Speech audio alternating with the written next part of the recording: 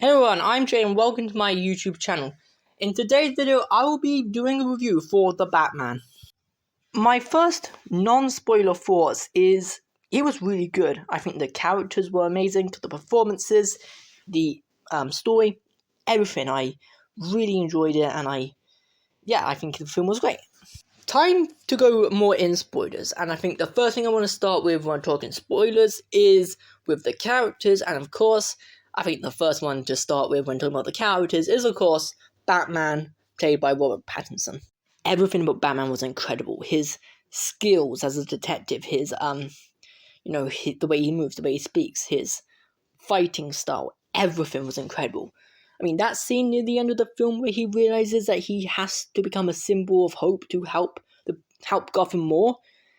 Yeah, it was incredible. That's peak Batman right there, and I'm really happy that this film went into that. I'm very excited to see where he goes in the sequel with that, because now he has evolved as Batman, and that's yeah. Ron Pattinson was an incredible Batman, and I loved it. So yes, Robert Pattinson, incredible Batman, and in my opinion, my favorite Batman. I think he was just incredible. Everything about him was amazing. So yes, Robert Pattinson made a great Batman. Oh wait, no. First, I want to talk about his version of Bruce Wayne as well. It was great as well, Bruce Wayne.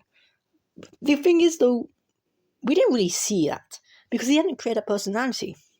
He was Batman, just always Batman. Actually, that's the best way of putting it, and that's what I really liked about this version of Batman.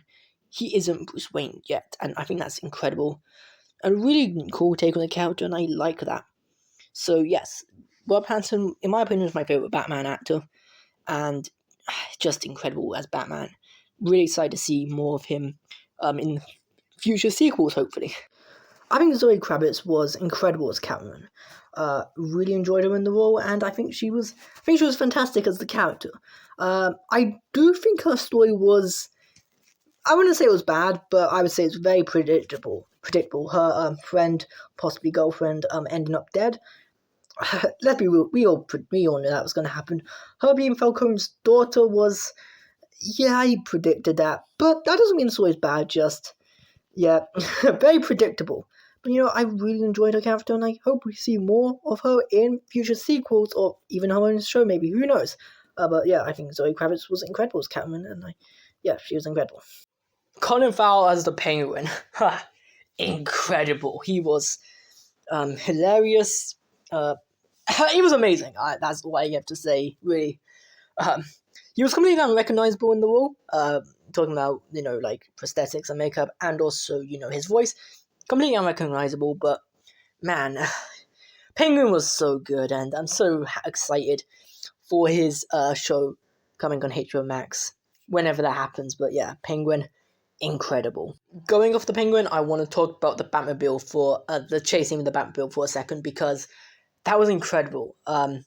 And really, in my opinion, the reason why it should be watched in the cinema, like the sound when the Batmobile first turns on, incredible. And I don't want to talk about it for much because there's not much to talk about, but it was incredible chasing in my opinion, and I loved it.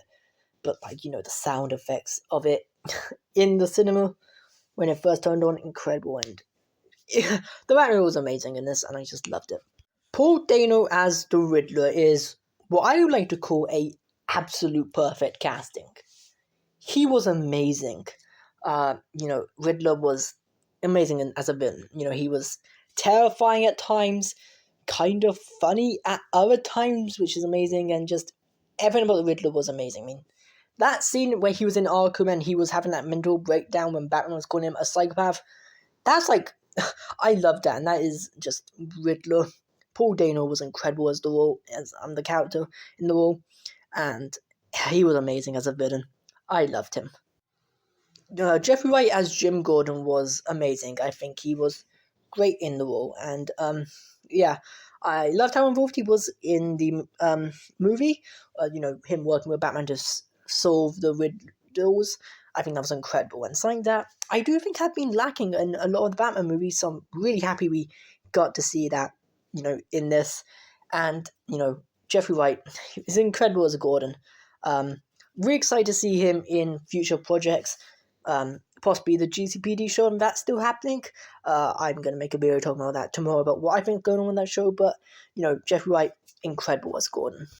Andy Serkis' Alfred was incredible, and in my opinion, actually is really the most, really the one thing I didn't like about the film the most was Alfred wasn't in it as much as I hoped he would be. He was in it for a few scenes and then didn't really do much.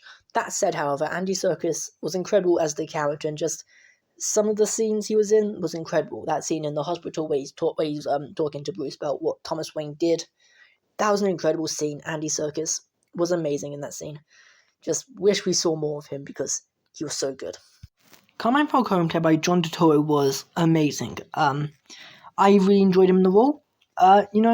It's not my favourite version of Falcone, that's still the Gotham version, but, I think Turturro was great as Falcone. Really enjoyed him in the movie, and, I was going to say I hope we see more of him, but we're not going to see more of him, he's dead. I just think he was amazing in the role. Did not see him be in The Rat Coming as well. That was sort of, not shocking, but definitely something I didn't see coming, and it was a good twist in my opinion, revealing that he was the one that betrayed Maroni. I think that was a great reveal, and, I think just, builds on to why he was a great character in the film, and I loved it. I think the story was really good with, the Riddler targeting the corruption of Gotham, and I think the payoff was incredible, learning that Riddler was simply doing it because he didn't get enough because Bruce Wayne got too much attention and caused him to hate rich people. I think that's such a good way to write Riddler, and, I loved it. I also liked the reveal about the Waynes, that, yes, Thomas Wayne did get involved in some shady business, but he's not a bad person. He just trusted somebody who he shouldn't have. And I also love how they didn't 100% confirm who killed the Waynes, keep it still up in the air on if it was Falcone or not. I think that was just an incredible way of doing it. So yes, overall the Batman was an incredible movie. I loved it.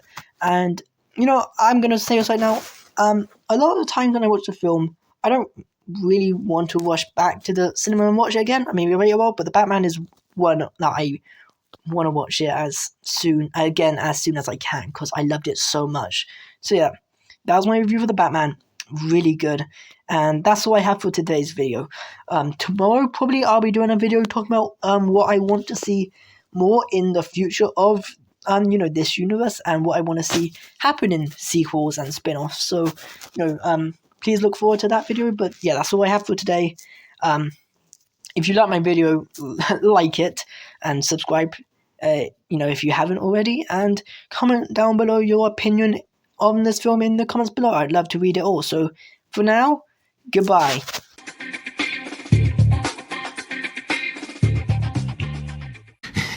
It's cinema.